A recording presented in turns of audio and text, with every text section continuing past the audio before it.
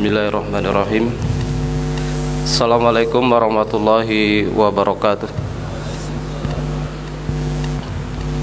Alhamdulillahilladzi an'ama alaina bi ni'matil iman wa ni'matil islam wa ni'matil ukhwah. Asyhadu an la ilaha illallah wahdahu la syarikalah wa asyhadu anna Muhammadan abduhu wa rasuluhu la nabiyya ba'dah. Allahumma salli wa sallim ala hadzal nabiyil karim wa ala alihi wa sahbihi ajma'in wa man tabi'ahum bi ihsanin ila yaumiddin. Fa ya ayyuhal mu'minun ittaqullaha haqqa tuqatih wa la tamutunna illa wa antum muslimun. Segenap pengurus Masjid Rukis yang saya hormati, jamaah Masjid Rukis, Bapak Ibu yang saya muliakan, para tokoh, para ustadz yang saya muliakan. Pertama-tama marilah kita selalu memanjatkan puji syukur kita kepada Allah SWT. Alhamdulillah, pada pagi hari ini Allah memberikan nikmat yang sangat besar pada kita. Tentunya di antara nikmat terbesar itu adalah nikmat iman, nikmat Islam, nikmat berjamaah, sehingga kita bisa mengawali hari ini dengan ketaatan pada Allah SWT, yaitu sholat subuh berjamaah. Dan mungkin di antara kita tadi sudah diawali dengan mungkin sholat qiyamul lail, mungkin sholat witir. Dan alhamdulillah ini adalah nikmat yang besar dari Allah SWT yang diberikan pada hamba-hambanya yang beriman, ya. Dan rasa nikmat itu hanya bisa dirasakan oleh orang-orang yang beriman, ya. Ketenangan jiwa, ya. Sakinah itu luar biasa. Salawat dan salam adalah kita sampaikan kepada kedua hasanah kita Nabi besar Muhammad SAW. Allahumma shalli ala sayyidina Muhammad wa ala ali sayyidina Muhammad.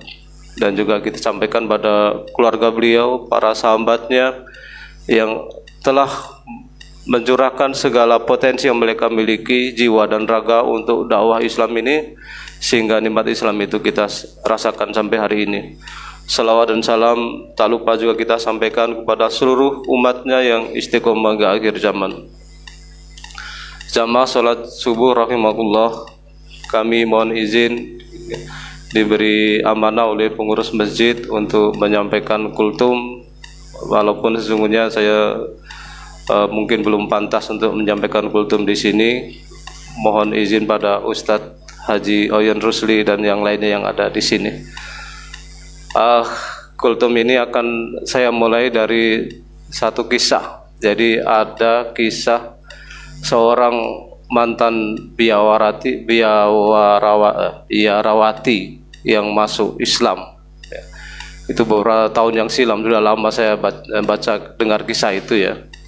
Jadi beliau ini masuk Islam, jadi seorang perempuan, ya, biarawati. Nah, di antara alasan beliau masuk Islam itu beliau menyampaikan, ya, jadi dalam ketidaktenangan hidupnya dia memperbandingkan beberapa agama, ya.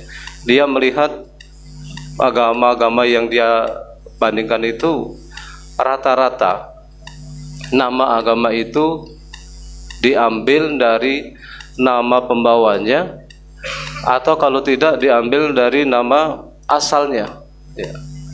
Hindu misalnya, Hindu itu berasal dari Hindustan, India. Buddha itu berasal dari pembawanya, yaitu Sang Buddha Gautama. Konghucu juga dari nama pembawanya. Tapi ketika dia melihat, tanya pada sahabatnya yang Muslim, ternyata Islam itu namanya bukan berasal dari nama pembawanya, karena nama pembawanya Nabi Muhammad SAW. Jadi namanya tidak disebut Muhammad tapi Islam. Yang kedua, tidak diambil dari nama asal tempatnya Mekah atau Arab misalnya, tapi namanya adalah Islam. Nah, ternyata disinilah salah satu perbedaannya itu, bahwasanya Islam itu namanya bukan berasal dari nama yang membawa risalah ini dan bukan berasal dari tempatnya, tapi Islam itu memiliki arti. Itu diantara yang membuat dia itu masuk Islam. Yang alasan yang lain hanya dia lihat di Islam kalau orang mau beribadah itu luar biasa, dijaga kebersihannya, dimulai dari berwudu. Di agama yang lain dia tidak temukan ada aktivitas itu, ya. Kemudian menutup aurat sangat rapi, di agama yang lain dia tidak temukan itu. Itu beberapa alasan, masih banyak yang lain, tapi pada kesempatan ini itu mungkin yang saya sampaikan. Kembali kepada tema tadi, jadi ternyata Islam itu adalah bukan berasal dari nama pembawanya dan juga bukan berasal dari asal tempatnya. Nah, kita akan melihat makna Islam itu kita temukan dalam beberapa ayat Al-Quran. Ya. Yang pertama di sini disebutkan dalam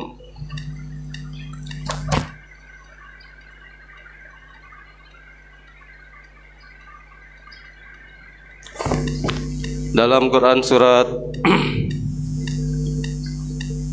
Al-An'am, ya, ayat 54 insyaallah, ya.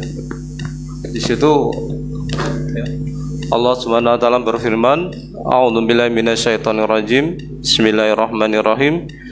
Wa idza ja'akal ladzina yu'minuna bi ayatina faqul salamun alaikum kataba rabbukum ala nafsi rahmah annahu man amila minkum su'an bijahalatin summa yatubu min ba'dihi wa aslahu wa innahu ghafurur rahim. Jadi pada ayat itu Allah SWT berfirman, jika datang kepadamu Rasulullah orang-orang yang beriman kepada ayat-ayat kami, faqul salamun alaikum. Jadi di situ ada kata salam, katakan kepadanya keselamatan atas kamu. Dan ini makna pertama dari Islam itu adalah keselamatan. Ayat itu dilanjutkan, annahu man amila minkum. Sesungguhnya barang siapa yang diantara kamu mengerjakan amal su'an, keburukan, bijahalatin, karena kebodohannya, karena ketidaktahuannya, summa yatubu, kemudian dia bertobat pada Allah, wa aslahu, dan mengadakan perbaikan dirinya, wa innahu, maka sesungguhnya dia Allah ghafurur rahim, maha pengampun lagi maha penyayang. Jadi pada ayat ini, ya, banyak sekali maknanya. Yang pertama menyebutkan bahwasanya Islam itu bagi orang-orang yang beriman kepada ayat-ayat Allah, itu Allah sendiri yang berfirman pada ayat ini dijamin keselamatannya dunia dan akhirat. Jadi kalau manusia itu ingin selamat dunia dan akhirat, ya berimanlah kepada ayat-ayat Allah. Itu mana yang pertama dari Islam. Kemudian ayat itu dari mengatakan bahwasanya kalau di antara kita, ya, dengan segala kelemahan kita, kebodohan kita, kejahilan kita, ya, kemudian kita melakukan satu amal buruk, ya, kemudian kita sadar, ya, kemudian kita melakukan perbaikan, sesungguhnya Allah itu maha pengampun lagi maha penyayang, ya. Jadi kita sebagai manusia yang dhaif, tentu hanya Rasulullah yang tidak berbuat salah, tapi kita banyak melakukan kesalahan karena kelalaian kita, karena kebodohan kita, kemudian kita bertaubat. Sesungguhnya Allah maha pengampun lagi maha penyayang. Kalimat ini pula insya Allah nanti, ya, kalimat salamun alaikum, keselamatan atas kami, itu nanti kalimat yang akan diberikan, diucapkan kepada para penghuni surga. Luar biasa kalimat ini, kalimat yang akan disampaikan para penghuni surga. Salamun alaikum, keselamatan atas kamu, kesejahteraan, ya, telah masuk surga. Jadi insya Allah kita hari ini, ya, sudah berada dalam satu jalan yang luar biasa ini, jalan keselamatan, yaitu jalan agama kita yang mulia ini. Itu makna pertama dari kata Islam, assalam, keselamatan. Makna kedua dari kata Islam itu adalah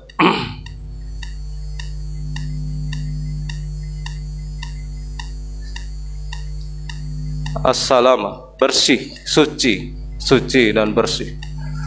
Allah SWT berfirman, A'udzubillahi minasyaitonirrajim. Bismillahirrahmanirrahim. Yauma la yanfa'u malu wala banun illa man atallaha biqalbin salim.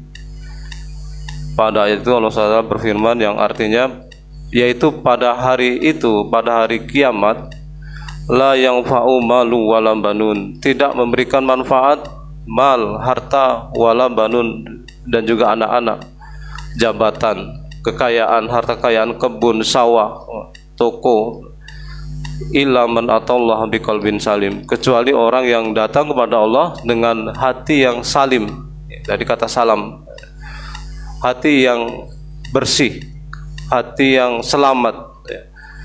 Nah, para ulama menafsirkan salah satu makna dari qalbin salim, hati yang selamat itu, yang pertama adalah bersih, hati kita itu bersih dari segala bentuk penyakit kesyirikan, ya.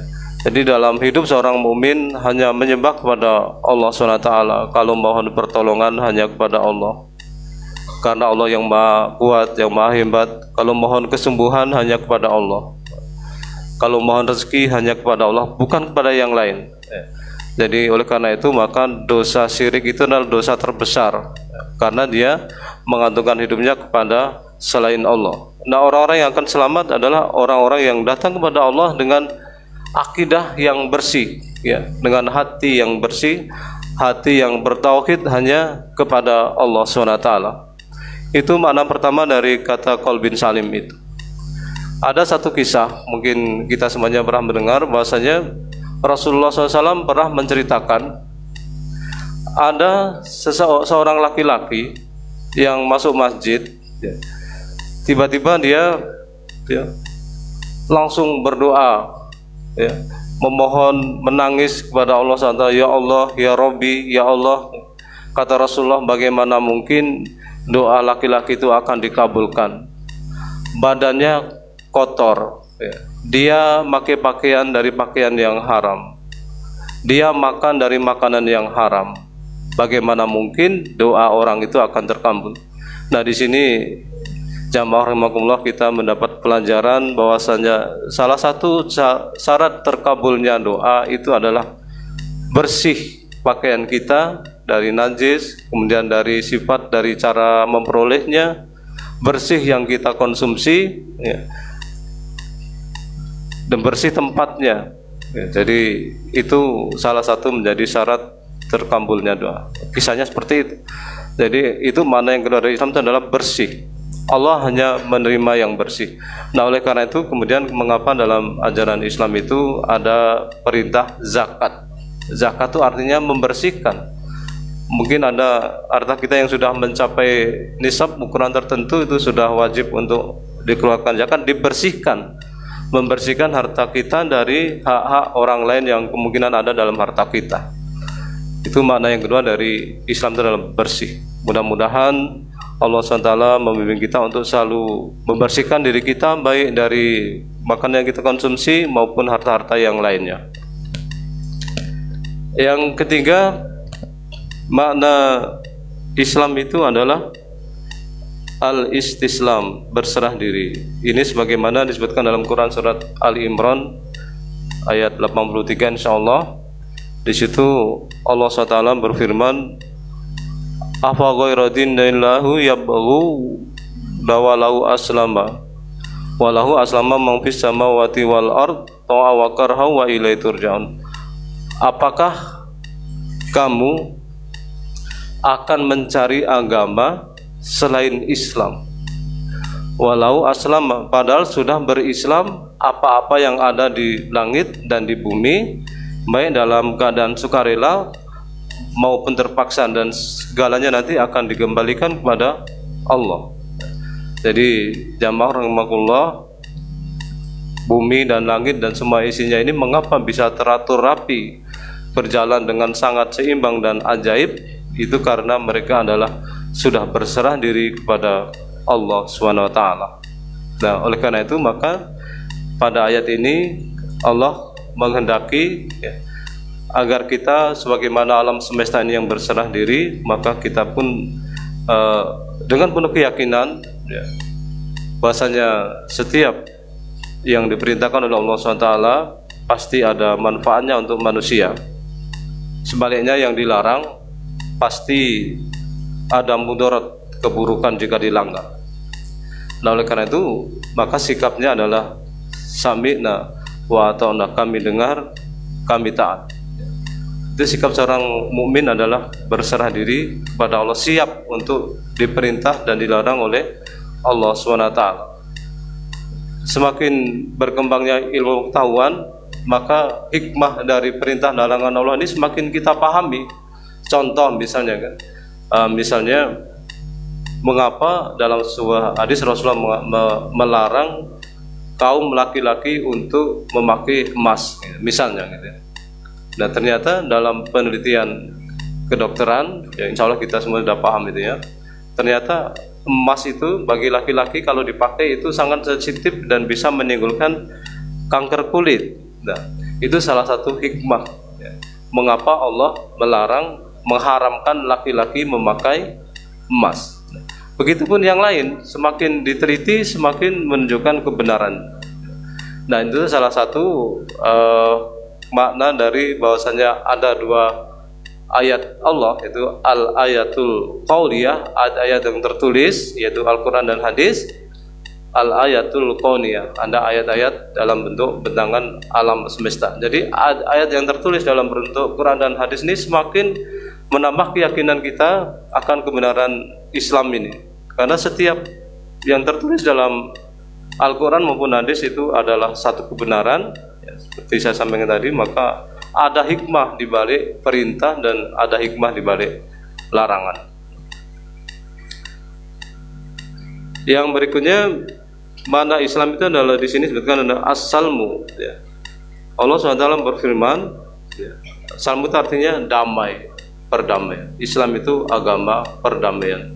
Wa ma arsalnaka illa rahmatan lil alamin. Dan tidaklah Muhammad itu diutus kecuali untuk rahmat bagi alam semesta. Rahmat bukan hanya bagi sesama muslim, tapi juga bagi non muslim.